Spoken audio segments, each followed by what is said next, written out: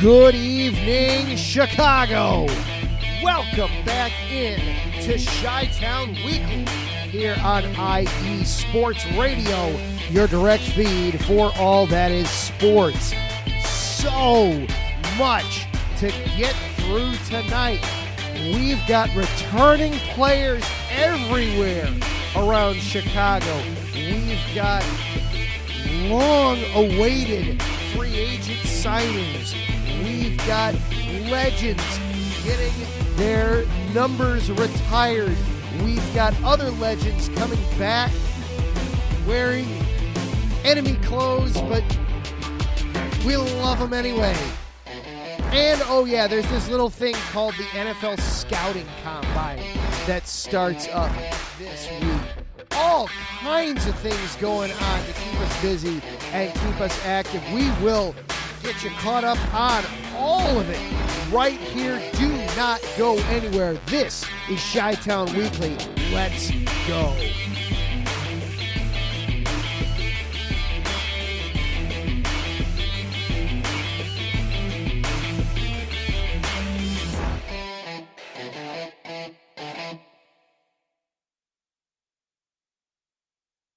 And hello and good evening, everyone. Welcome back in to Chi-Town Weekly here on IE Sports Radio. Of course, I am your host, Adam Karnick. So glad to be with you here tonight. Whether this is your first show or this is your 171st, thank you for being here. I really do appreciate it. We have a ton to get through tonight. We are going to be spraying around to several different places tonight. Going to be talking some baseball. We did a little bit of spring training preview last week with the White Sox. We're going to take our turn this week with the Cubs, some things that they have done already here at the start of spring training. A long-awaited signing finally occurred. Then we will transition over to the ice, where we had just a ton happening yesterday afternoon at United Center. That was one of the biggest nights in regular season Blackhawks history last night. So we have a lot to react to from that. And then the NFL Scouting Combine is beginning this week. Lots to get through on that front. Of course, the conversation that just isn't going to stop until finally the Bears play their cards, and they're showing no indication or need to do that yet. We will, of course, continue to discuss the NFL Draft here on the show. So lots to get through. But before we do anything, of course, we want to let you know that this show, like all shows on the network, are, of course, brought to you by Planet Jerky Premium Brisket Beef Jerky, the jerky that's on a whole other planet. They are the official jerky of the 2022 California League champion Lake Elsinore Storm, the single-A affiliate of the San Diego Padres. This all brisket beef jerky has gluten-free options, contains no MSG, no sodium nitrate, is low in sugar, and high in protein. You can find them on the web at planetjerky.net. They offer free shipping on all orders of $50 and above, and whatever your palate is, there is a bag for you. If you're like my wife and you want things on more the savory side, the classic BBQ, that bag disappeared in less than a day, I think, when my wife had it. Or if you're more like me and you want a little bit of kick, but still some flavor in there, the volcanic jalapeno, I would highly recommend. Or if you just want nothing but heat, then the Carolina Reaper is the one for you. Either way, whatever it is you like, check them out, planetjerky.net. Planet Jerky, the jerky that's on a whole other planet. We're also brought to you by Seal the Deal Wax Seals by Cecilia B. You just finished your very own wedding or baby shower invitations, and you're looking for that extra special touch. Maybe you just wrote a letter to a relative or friend, and you want to add to their smile when they receive it. Well, then Seal the Deal with Cecilia's handmade sealing wax stamps is for you. whether it's invitations, letters, or gifts. You bring the deal, we'll bring the seal. Find them on Instagram at sealthedeal_wax stamps or on Facebook, Seal the Deal Wax Seals. And IE Sports Radio has been around now for the last 9.5 years, bringing you amazing content ranging from interviewing legendary athletes, coaches, and other authorized media personnel to building tailor-made shows like this one, dedicated to all major sports cities around the country. Be sure to follow us at IE Sports Radio on Twitter, Instagram, Facebook, and TikTok to keep up with the latest in sports and with our shows. You can also check out our daily updated website, iesportsradio.com, for sports news, the IE Sports Radio blog, our Hall of Fame, Fans of the Month, pages dedicated to each podcast, our IE Sports Radio community forum, and stop by the shop and check out the merchandise. Thank you for making IE Sports Radio your direct feed for all that is sports. And you heard how to follow along with the station there in that. You can also follow along with this show on X or Twitter. We are available at IESRC, or you can follow along with me personally. I am at Adam_Karnick. All right. And if you're listening live here tonight on Monday night, hop on Spreaker.com. Hop on into the chat room. Ralph Calise is already here. Jen B is already here. Good evening to both of you. Hop on into the chat room. We can interact and have some fun that way. Or if you're listening later on in the week on Jawbone or Apple, YouTube Podcasts, Google, wherever it is you're finding the show, or you just want to sit back and listen, thank you for being here. That's the most important thing. I appreciate you being here. So let's kick things off. Let's start with some baseball again. We talked White Sox last week. We previewed their beginning to spring training a little bit and some of my frustrations there with them. Let's have a little bit more fun now. Let's go talk about some Cubs, shall we?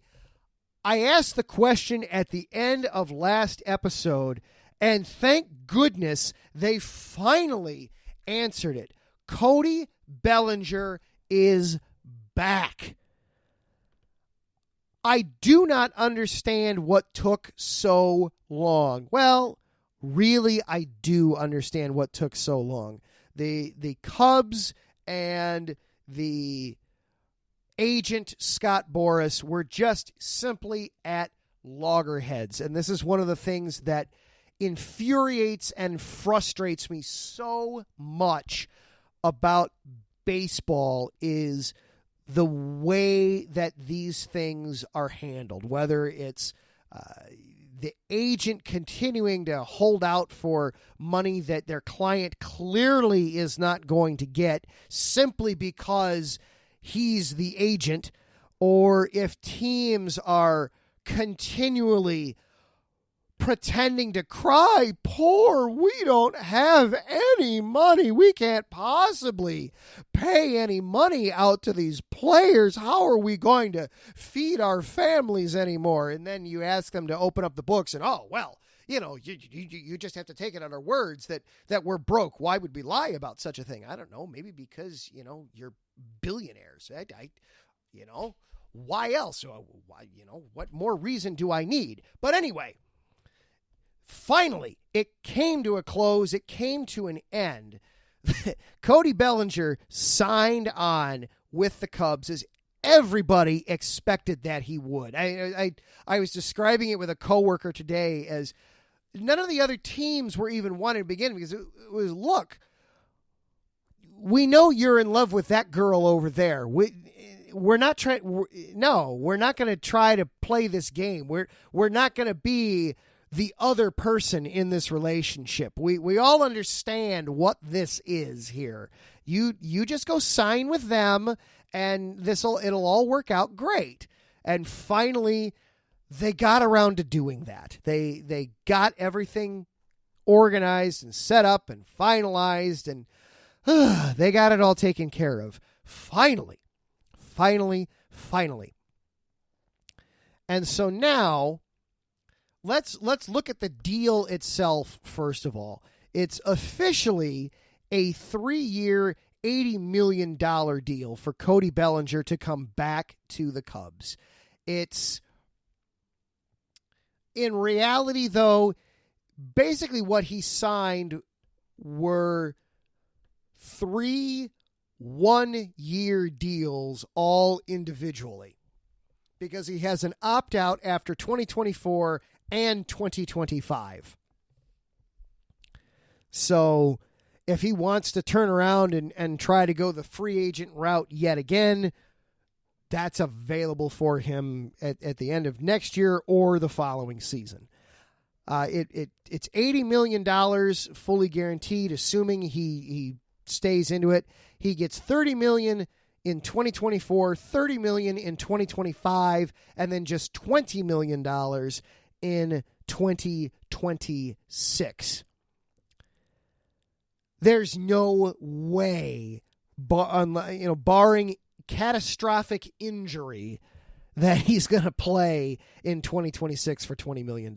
It's just, I do not foresee that happening at all. So who wins this deal? Honestly, neither team really wins the deal, which probably means it's a good deal. Both sides are probably coming away from this feeling like, did we really want to do this? I imagine that Bellinger and his agent, Scott Boras, are probably feeling a little more hurt by this deal than the Cubs themselves are. But still, even for the Cubs, they're probably coming away with this, man, this is the most we've ever paid in a single season for a player. Did we really want to do this? So honestly, I think that right there makes it a very good deal for both sides, that both sides are coming away feeling a little injured and put off by this, I think is a good thing.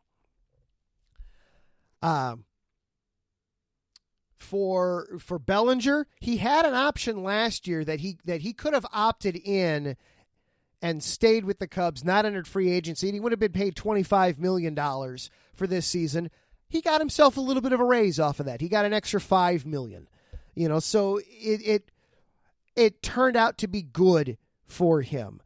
For the Cubs, they didn't have to commit to him for 5 or 6 or 7 years, which they clearly were uncomfortable doing that in this case.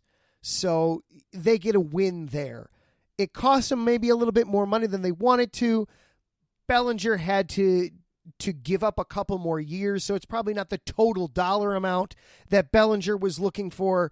So both sides had to compromise, but I think ultimately this was a good deal for both sides. Both sides come out ahead. And the Cubs clearly had to do this because you had to keep Bellinger in the fold. The Cubs need offense. And to come away with, they needed more offense even with Cody Bellinger in the lineup last year. So to not even bring him back would be really, it would be very difficult to say that, yeah, we've really improved our roster this year when you're not even bringing back arguably your best offensive player from a season ago.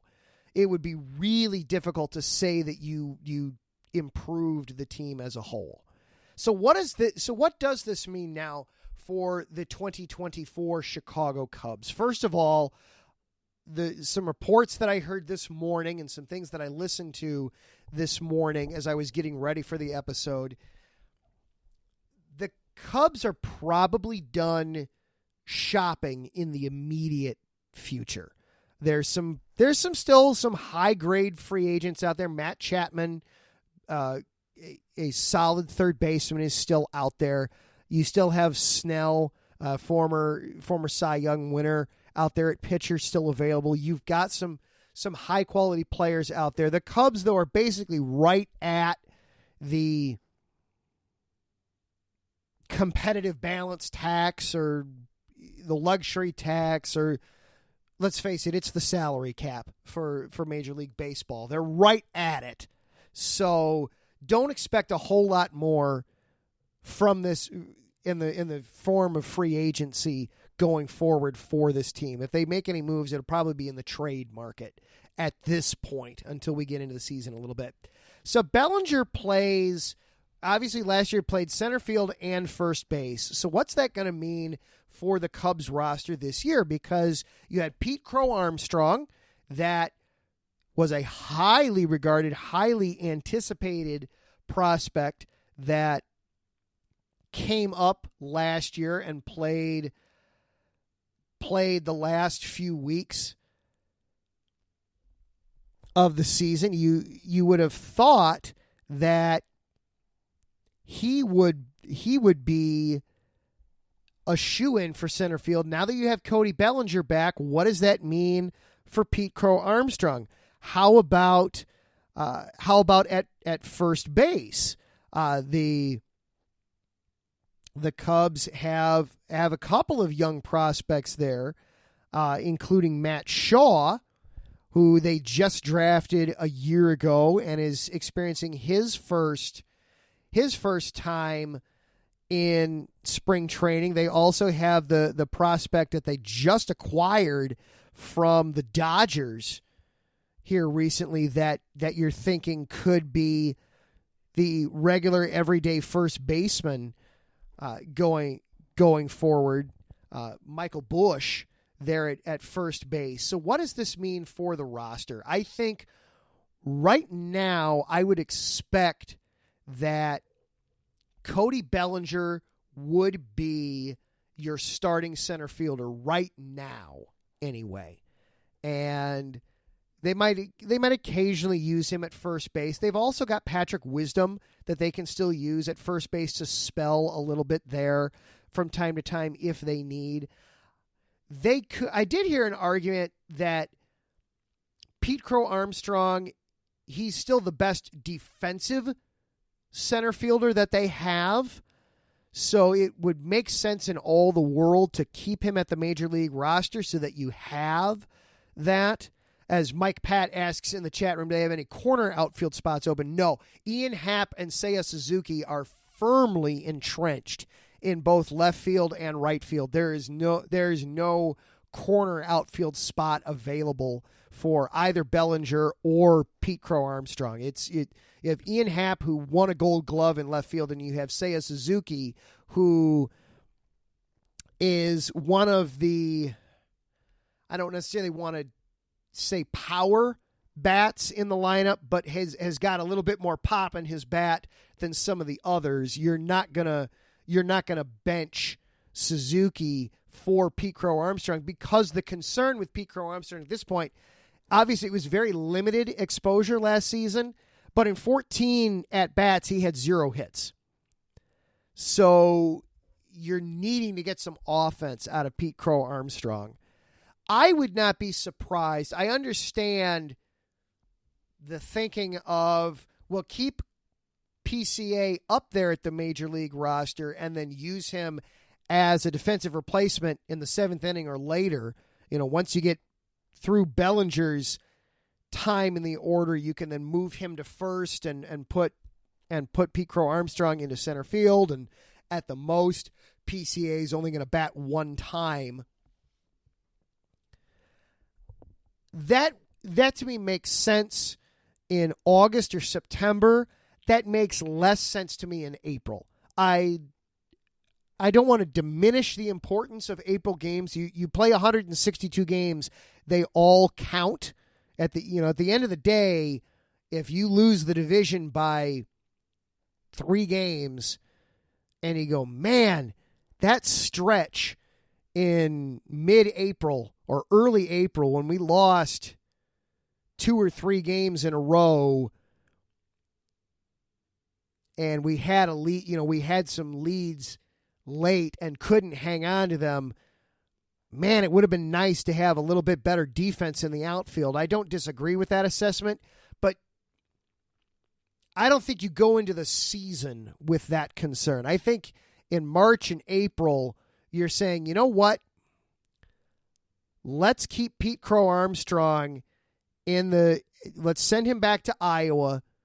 Let him play every single day. Get him 4 or 5 at bats every night, and then late May, early June, you hope to see some kind of, I'm going to use Christopher Morel because he did this last year, some Christopher Morel type emergence offensively, and you say, all right, now we'll get him up there. He's shown that he can handle the bat. Let's get him up here. It's, yeah, with PCA, he is absolutely a fantastic defensive prospect. The problem with him is he gives you absolutely nothing with the bat. At least he didn't last year. Now, again, it was an extremely limited sample size. He had 14 at-bats last season, and it was September. It was crunch time. The importance was ratcheted up all the way to 11 because the Cubs were very much in a pennant race and blew a pennant race. But the difference between the defense that you get with PCA and the defense you get with Cody Bellinger, Cody Bellinger's not a slouch in center field. He's not as good as Pete Crow Armstrong.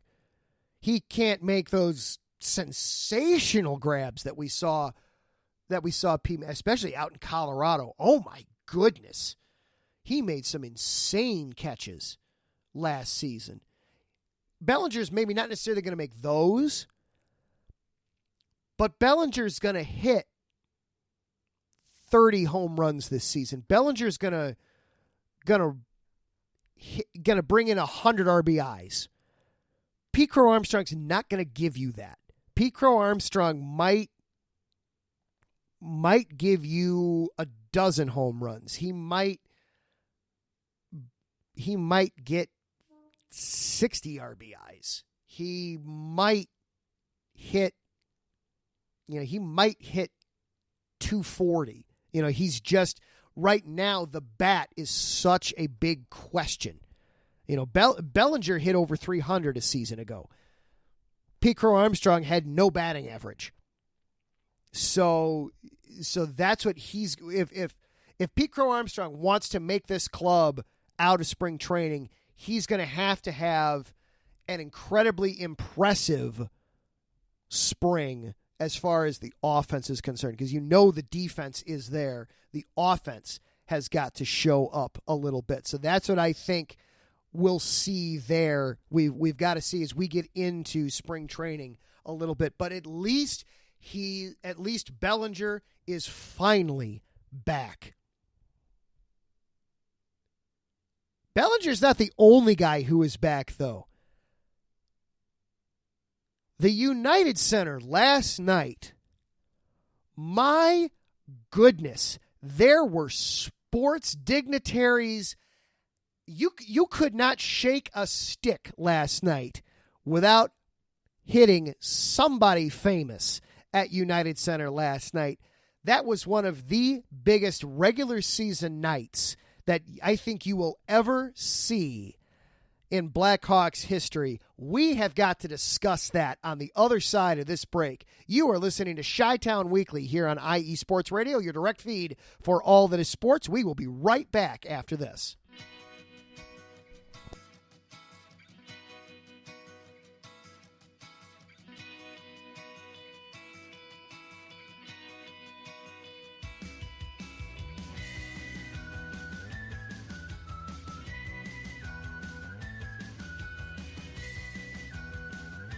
Hey, Cleveland and Columbus sports fans. This is Jen D, host of the Show of the Land on IE Sports Radio, your direct feed for all that is sports.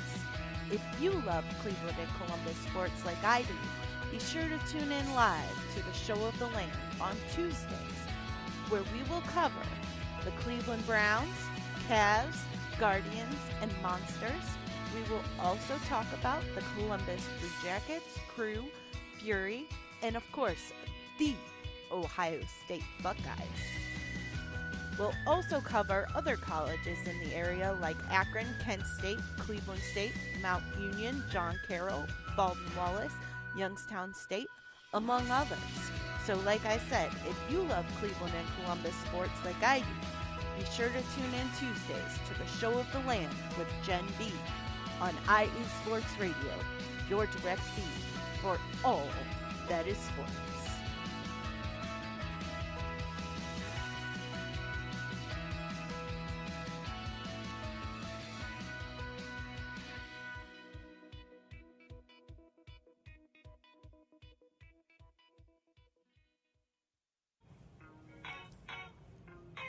Hey sports fans, are you in the market for Florida sports or just keeping up with the latest in the Panhandle? Palm Tree Sports is a dedicated audio hub to all things sports in the Sunshine State. We cover current events, big news, heavily favored opinions all across the NFL, NBA, MLB, and so much more. So come check us out every Saturday evening at 6 p.m. Eastern Standard Time for a down south education on Florida sports and athletics. It's hosted by yours truly, Corey Pujols, and is powered by IE Sports Radio, your direct feed for all that is sports.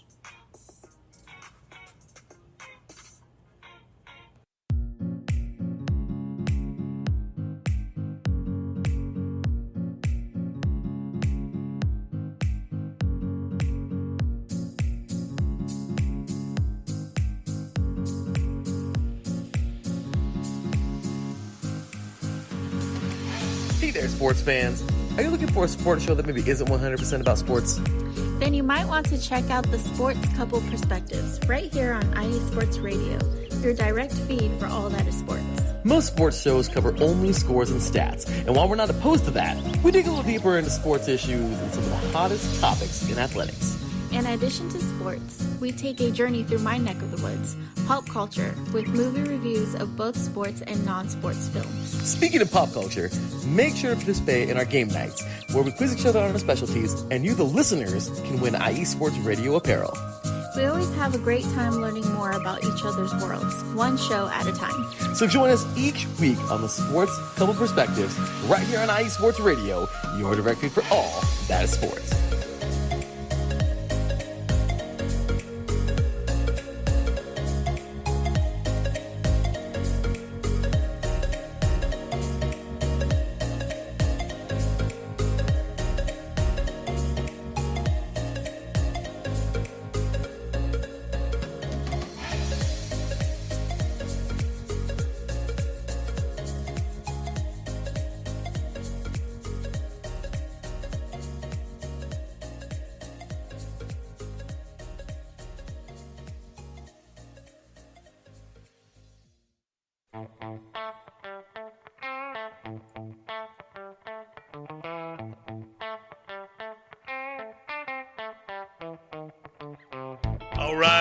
All right. Welcome to AZ Sports Daily.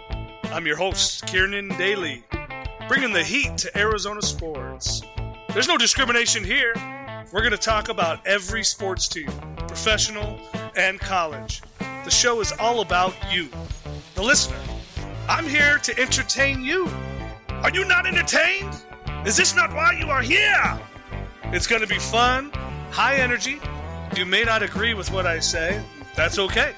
Let me hear you. Let's talk about it. Join me every Wednesday, 8 p.m. Pacific Standard Time, right here on AZ Sports Daily. That's AZ Sports, D-A-L-E-Y, and at IE Sports Radio, your direct feed for all that is sports. And welcome back into Chi-Town Weekly here on IE Sports Radio, your direct feed for all that is sports. Adam Karnick with you here. I want to say a quick good evening to a couple people that hop into the chat room. Patty Bax and Wesley Trueblood. Good evening to both of you. I hope you're doing well and hanging in there, enjoying, my goodness, the wonderful weather we had here today. Oh, my goodness sake. 60-plus degrees, February 26th. We are going to be paying for this later, but for right now, that was a wonderful little treat that Mother Nature provided for us. So I hope you're doing well. Yesterday was a special, fun, entertaining day at United Center. You had dignitaries everywhere. First of all, You had Chris Chelios, one of the greatest defensive men in NHL history and in Chicago Blackhawks history, kick the night off by having his number 7 retired and another banner raised to the top of United Center to join in with some of the guys, like, of course, on the Bulls side, Michael Jordan and Scottie Pippen and that entire dynasty run there. You had then other guys like Hull and Makita who have their names up there for the Blackhawks. Chris Chelios got to have his name and number raised to the banners up there as well, and have that wonderful ceremony, wonderful tribute. You had Wayne Gretzky there on hand for it. You had Marian Hossa, Patrick Sharp, Brent Seabrook. That was one of the cooler stories that Chelios told, was how Brent Seabrook actually phoned Chelios and asked his permission. May I wear your number? I've been picked by the Blackhawks. I'm coming to play in Chicago. May I wear your number 7?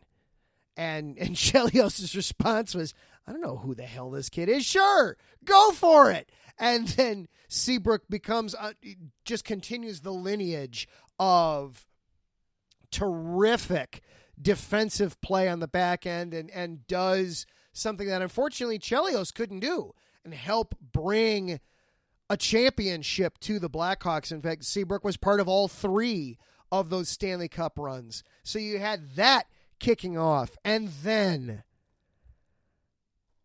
well, Chelios, of course, he spent 9 years in Chicago, but he also spent 10 years in Detroit. So it only makes sense that the opponent for the night be the Detroit Red Wings. Well, you know what that means. That meant that Patrick Kane made his long-awaited return to United Center after getting traded just about a year ago to New York. The Rangers had already made their visit to Chicago by the time that happened, so Kane wasn't able to partake in that trip a season ago. And the Red Wings, after Kane had surgery, he didn't sign until partway through the season. This was the one time the Red Wings were making their trip to Chicago, and they had to wait all the way until February. So we finally got to have Patrick Kane back in the building. Chelios even got the crowd warmed up by name-dropping Kane in his speech, looking right over at him and saying, you know, that sweater looks odd on you right now, Patrick. Don't worry, it looked odd on me too at first. You'll get over it. It'll be okay. And someday you, Patrick Kane, are going to be standing right where I am right now, watching your number 88 get raised on a banner as well. So Chelios got the crowd started. Admittedly, it wasn't going to take much. And then in the first TV timeout, the Blackhawks played their tribute video. I was prepared for tugs. I'm sure I've told this before, but I guess in case I haven't, or in case you're new, I really got into hockey when I was in college. Oh my God, 15 years ago. Oh my God, I'm old. 15 years ago now. And long story short, I got into it. At first, I was simply trying to watch the officials to understand where I needed to be. I was doing a little bit of floor hockey officiating, and I was being a nerd about it. But this was right as Taves and Kane and Keith and Seabrook and Hossa were coming into their powers right at the beginning of the dynasty. And you could tell that this was going to be something special. And I made the decision at that point, well, Kane's the American-born guy. And he's really splashy. So that's the guy that I'm gonna kind of latch on to. And oh my goodness, did I pick a fun guy to latch on to then to pick. So I knew that this was going to be a particularly hard sports, one of those sports moments that you really look forward to, but is going to churn you up. And the video did not disappoint. 1.5 minute long video heaping praise upon Kane. And then the reaction of the crowd. Of course, Kane knew it was coming. The team had informed both sides ahead of time that this is what we're going to do and this is when we're going to do it. So, of course, Kane was already on the ice watching the video. It gets done. The crowd begins its ovation. And he does his lap, waving to the crowd, thanking them. Everybody's stick taps everywhere. He does his curtain call and then skates back to the bench. And the crowd doesn't stop. Everybody's on their feet. Red Wing fans are applauding. Blackhawk fans are pouring their hearts out to him. He gives it a few more beats and takes a second lap. And the crowd still didn't stop. I was right there with them, cheering it on from home. I would have loved to have been there yesterday, life being what it is. I wasn't. He did a second curtain call, skated back to the bench, and the crowd still didn't let up. At that point, it was funny to watch because Kane almost didn't know what to do at that point. He looked at his teammates. He looked over at the Chicago bench, and it was actually Alex DeBrincat, another former Hawk, who looked at Kane and was, yeah, go again. Yes, it's the right thing to do. Go. And Kane very sheepishly went out for a third curtain call. I've never seen something like that in sports before. We've all seen that kind of where you're welcoming somebody back. We saw it with the Cubs when John Lester came back and Kyle Schwarber came back and Rizzo and Bryant. We saw it with all those guys. We saw it when Michael Jordan came back with Washington all those years, and the public address announcer wound up getting fired afterwards because the whole thing was handled as poorly as could possibly be because Jerry Reinsdorf is Jerry Reinsdorf. We've seen those kind of things before where you had greats come back. I've never seen one like this where the crowd just didn't want it to end. And finally it was, okay, guys, we have to play hockey now. And the crowd, okay, yes, you're right. I suppose we should actually get back to the game. And Detroit and Chicago, of course, in hockey, it's always a huge rivalry. And yes, you still heard the Blackhawk and United Center faithful dutifully and obediently chant Detroit sucks all throughout the game instead of the more common let's go Hawks. But you could tell that it wasn't quite ringing the same. The Hawks themselves, though, understood the importance of the game. That was probably the best game they've played all season. You had so many opportunities for the Hawks to get high quality, high scoring chances. So many shots that just went over the net high that just missed. And so many grade A shots for the Hawks. But on the other side, too, everybody kind of picked up their game a little bit. Connor Bedard had said heading into this that he was so looking forward to playing against Kane because Kane was one of the guys he grew up watching and going, that's a guy I want to play like. So he was excited by it. And you got to see the future versus the past a little bit there.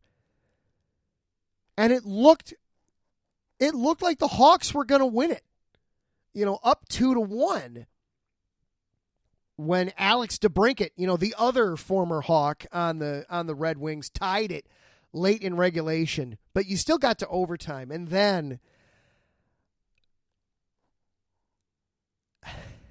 how to describe that overtime yesterday? That was Mark Lazarus, Blackhawks writer for The Athletic, put it best earlier today on their hockey podcast. Well, he said, first of all, you've never seen a player just absolutely check out defensively like Patrick Kane did in overtime on that final shift last night. That Kane was tired and made the conscious decision, you know what?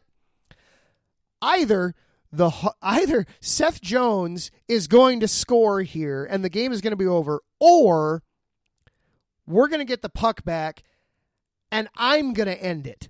Because while Kane was technically in his defensive zone, he was no more than a foot in front of the blue line. And the Hawks pressed to the attack, took the gamble, and this time it lost.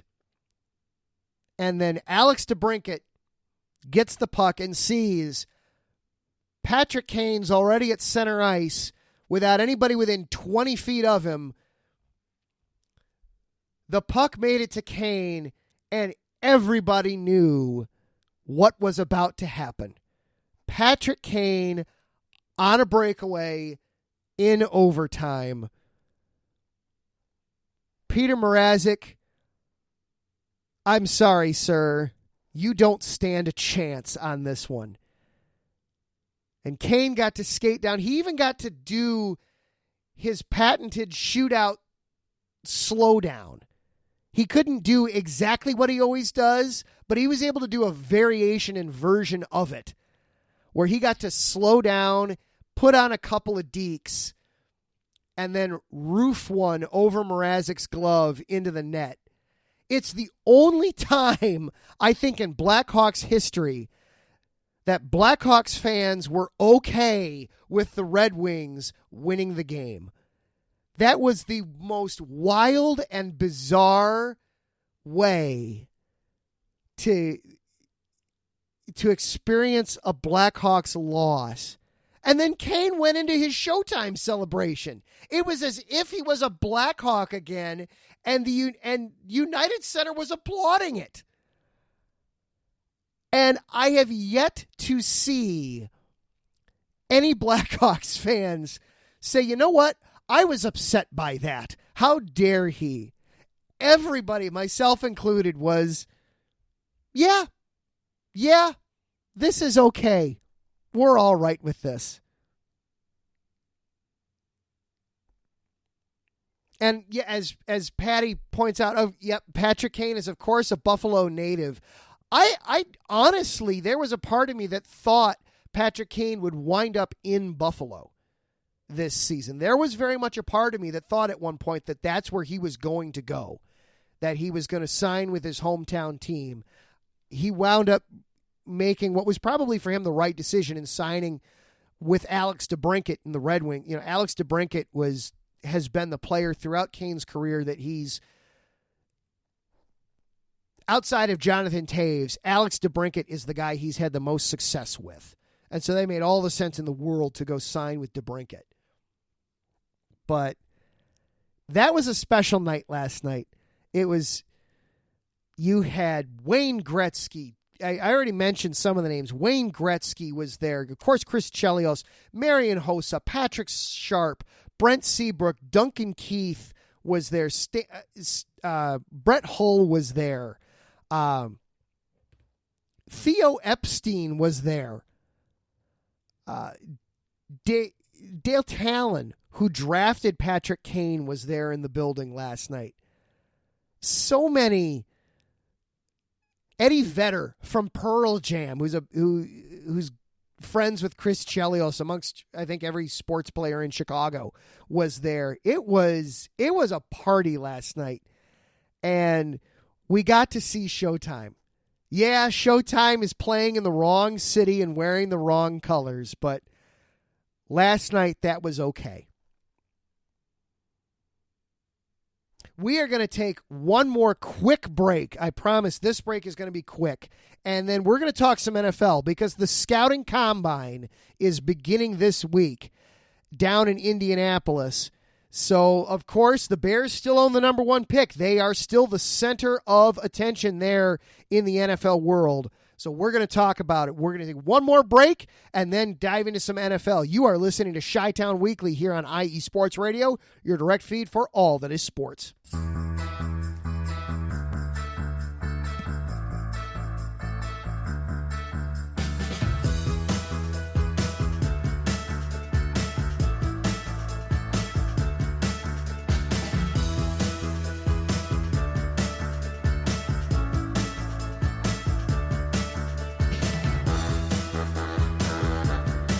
What's up, New York? This is Ricky K coming at you at the NY State of Sports, a new show here on IE Sports Radio, your direct feed for all that is sports.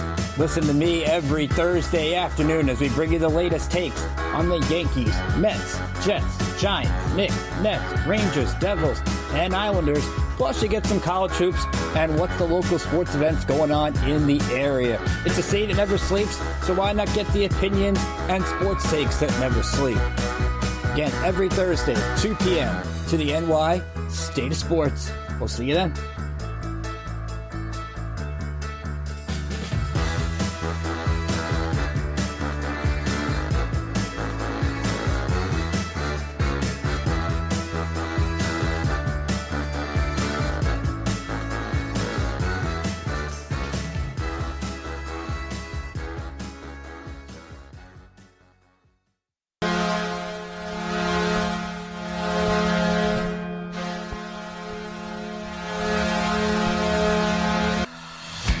Hockey fans, I'm Adam Kernick. And I'm Zach Puplis. Together, we are the newest version of Hockey Talk on IE Sports Radio, The Neutral Zone. Zone. We love hockey, but we also know it's not everyone's first sport. So we want to make this show as much for new fans as for the diehards. Whether you can name all the Swedes on the 08 Red Wings Stanley Cup team, or if you can't tell if Varlamov is a goalie or the latest trendy vodka, we're here to help. With facts, figures, and outrageous fans, we bring you all the hard-hitting hockey news you can handle, while still keeping it fun and on the rails. Well, mostly. So tune in every week as we go around the hockey world, from college to Canada, the minors and the majors, and everywhere in between. So bring your cellies. And your one-timers. You wicked wristas. And be sure to protect your five-hole. Catch the Neutral Zone every week on IE Sports Radio, your direct feed for all that is sports. We promise not to pick on the Arizona Coyotes every episode.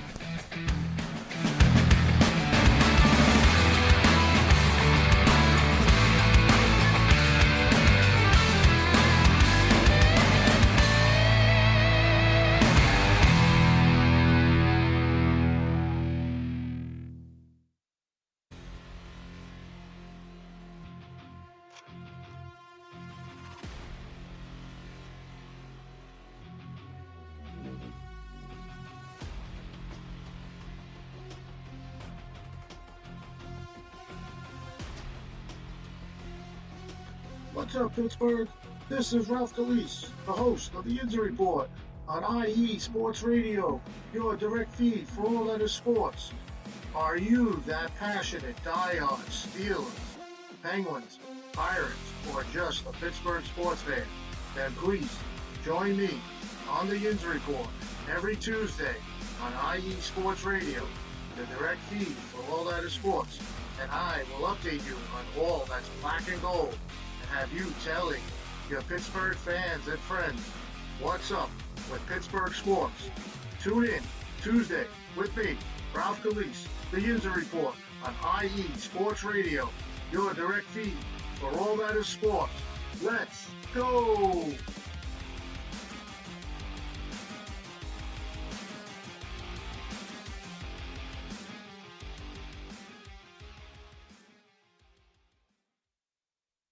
And welcome back into Chi-Town Weekly here on IE Sports Radio, your direct feed for all that is sports. Adam Karnick here with you for just a couple of more minutes before we turn things over to Taryn Rodriguez and Set Point, breaking down everything in the volleyball world.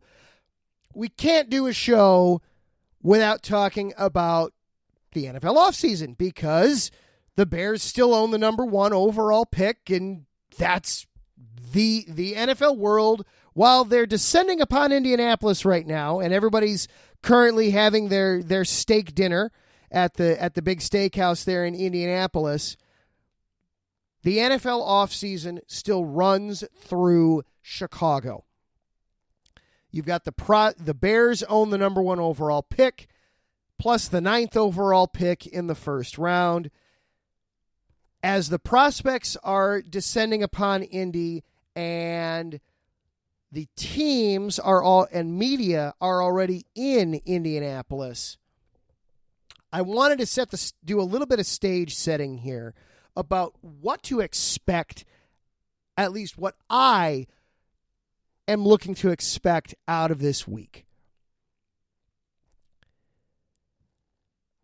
We've heard already that Caleb Williams is not going to do any of the workouts. I think I said it a couple weeks ago. If not, I certainly meant to. This doesn't surprise me at all.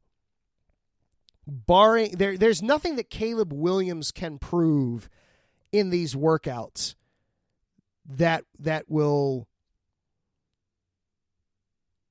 show anything other than all he can do is hurt his draft stock by participating in the workouts here at the Combine. He's been the consensus number 1 overall pick for the last 2 years for this draft. There is nothing he stands to gain by doing workouts at the Combine, because the Combine, the NFL is in control of what you're doing, when you're doing it, and how you're doing it. Whereas at your pro day, you get to run the show. You and your coaches, you get to pick the wide receivers. You get to make sure that they know exactly what routes they're running when you're doing each particular exercise, as opposed to at the scouting combine, they're going to pick who you're throwing. They're going to pick more of the way everything goes down. There's more element of variance and chance at the scouting combine. So I'm not surprised at all that Caleb Williams isn't going to be doing anything other than interviews. Jaden Daniels has announced that he's not going to be doing anything other than interviews. That surprises me a little bit, but at the same time, he's also been flying up draft boards here the last couple of weeks. So what has he got to show that the tape doesn't? A name that I heard this morning that is surprising me is Marvin Harrison Jr. He's not going to be doing the workouts. All right, that aspect of it doesn't surprise me. He's been the consensus top wide receiver in this class for the last 2 years. That if all things are being even, he's probably the best player in this draft. So that part of it doesn't surprise me. What does surprise me with Harrison is that he's not even reportedly, he's not even going to participate in the interviews. He may not even show up. That he may skip the whole thing entirely. That does surprise me. I get it to a point. We're at the point in the off season where the scouts have done their job of alerting their superiors. Here are the guys we like. Here are some guys that we should pay attention to. Here are some guys that now we're through the Chris Collinsworth phase. Now here's a guy. We're through that phase, okay?